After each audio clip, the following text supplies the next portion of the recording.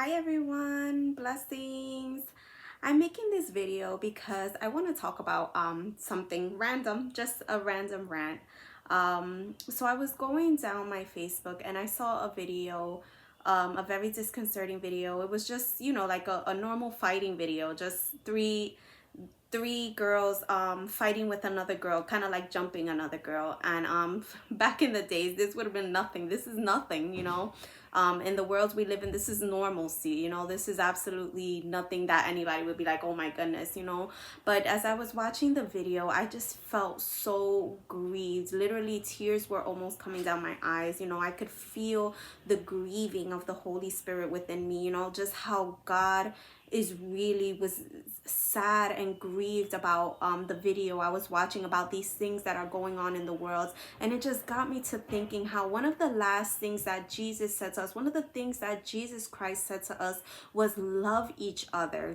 Was his command, love each other. And when we look at the world, all that we see is people fighting, people angry at each other over crazy things, people being short-tempered, people just worried about themselves, and this is completely a hurt to God. When he looks down and he sees the condition that this world is in, where everyone is just no one is loving each other, everyone is just for themselves and for their own gain. And that's not the way God created the world to be. This is not the way that Jesus wants the world to be. And I could feel in my spirit that it really hurts the Lord to see these things, to see people fighting, to see people arguing, to see people impatient with each other, no one willing to put themselves to the side to think about someone else's feelings. And so I really just want to let everyone know that, remember that Jesus said to love each other. Jesus wants us to love each other. This means that when people are being mean to us, when people are being harsh, when people are just out of control and angry, we are to love them. We are to show compassion when people do things against us.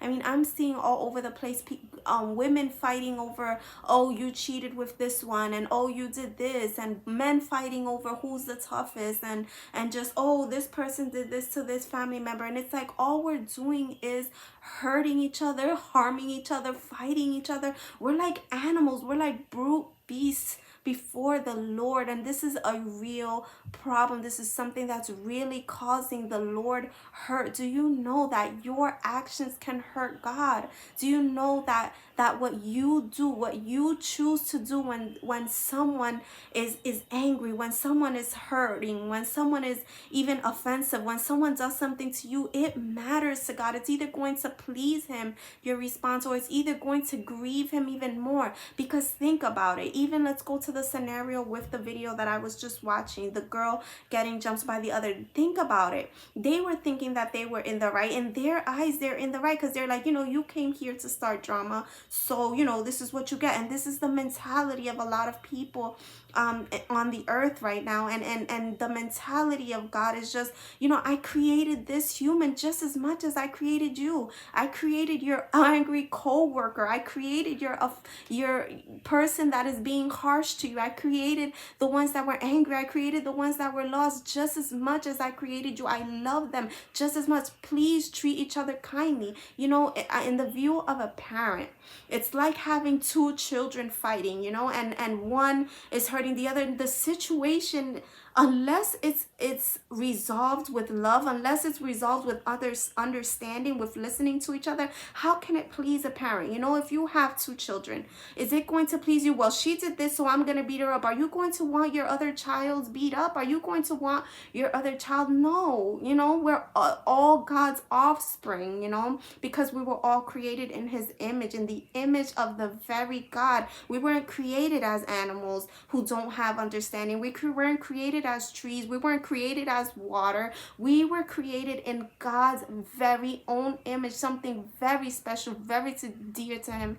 Even the most harshest person is a creation and loved by God. He does not love the sin. He doesn't love the sin, but he loves the sinner. And he wants us to just extend love no matter what's going on, no matter what someone does, because the thing is that we're just so hurt ourselves, and it's definitely understandable to God. But this is why sometimes when we're hurt ourselves, when it's like, what about me? It's like you can't think about someone else. You can't give love if you don't have love. You can't give patience if you don't have patience. You can't extend a hand of mercy if no one is extending a hand of mercy to you. This is the reason God extends his hand of love, of mercy, of patience, of compassion to you, so that you can be able to do it for other people. This is why he says, come to me, come to me. I can help you to love others, to love others. And when we love others, there's such a feeling of satisfaction. There's such a feeling of happiness. You might think that you might feel defeated if you're nice and kind and loving to a person who is harsh with you. But when you show love to a person that is harsh with you, your feeling of satisfaction intensifies way more than if you would have told that person off, if you would have gave that person a piece of your mind. So I just want to encourage everyone, as you go to work, be kind, be loving, love that other person that is mean, that is harsh. Create peace, initiate unity in the world, extend love, extend compassion. Think about the other person. Think about the other person. Why would someone be so angry? Why would someone be so harsh? This is a reason to feel compassion for people when they are angry, when they are hurt. Yes, they're saying hurt things to you, but the filling of the Holy Spirit, the presence of God is something that 100% can satisfy, to the point where you don't need to be understood by other human beings, because you're understood by God. You're loved by God. Once you have a revelation of his immense love for you, and that he will have your back, you can love and extend love to others. Jesus' command is love each other, love your neighbor. Let us love each other. Let us stop this fighting. Let us stop this competition. Let us stop this arguments. Let us stop this pride, which is really tearing us down in this world. I've heard people say, all I have left is my pride. All you have that's bringing you down is your pride.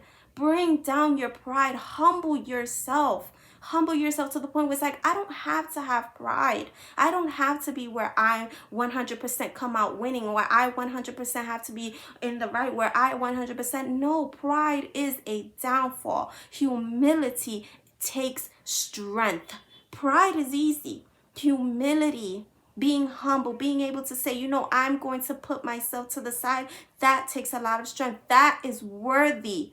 That is something you don't want taken away, not the pride. That is a weakness. I was actually telling my daughter yesterday, when she was telling me, that it seems like a lot of people take advantage of you when you are nice and kind. That in her opinion, people take advantage of you when you're nice and kind. And I told her, you're thinking about it all wrong. You're thinking about it all wrong, because when you get angry because a person has been angry to you, then they're taking advantage of you. When a person has the amount of authority that they can get you angry and say, oh, all I gotta do is this to get this person angry, and that's going to affect you. Oh, now they're taking advantage of you, because now they're able to do whatever they can, whatever they want, and they're able to get to you. I told her, no way. When you are able to be kind, when you are able to be loving, no one can take advantage of you, because you are in control. Be in control. Take the control back and say, it doesn't matter how you treat me. You're not going to have that much control over me that I am going to be getting angry over what you do, or getting upset, or getting payback, or giving you a piece of my mind, or giving over what you do. Taking advantage of me is me allowing you to get me upset. Choosing to love, me choosing, I'm in control. I'm making the choice. But me having absolutely no choice, that it's up to you whether I get angry, that's taking advantage. And I really pray that everyone gets something from that I was telling my daughter just yesterday, actually, because sometimes we really need to change our perspective and understand that the love the compassion, these things never fail. Never. I have experienced, I have been at the point with children, where I am just so, tired of what's going on, because it is depleting to try to be kind, depleting to try to be loving. This is why we need to come to the Lord all the time. This is why we need to be consistent in prayer, because he needs to constantly renew us and refresh us, because trying to be loving, trying to be compassionate, it can wear you out. This is why we use the strength of the Holy Spirit. This is why we need God's strength, so that we're not the ones doing the work. The Holy Spirit is extending the love. The Holy Spirit, he is loving. He has never been impatient. He does not have a history of being rude. He does not have a history of being, that is not the spirit of the Lord. And so I encourage everyone to love each other. Let's follow Jesus' last command. He said to love each other. And I love you all very much. Pray everyone has a blessed night.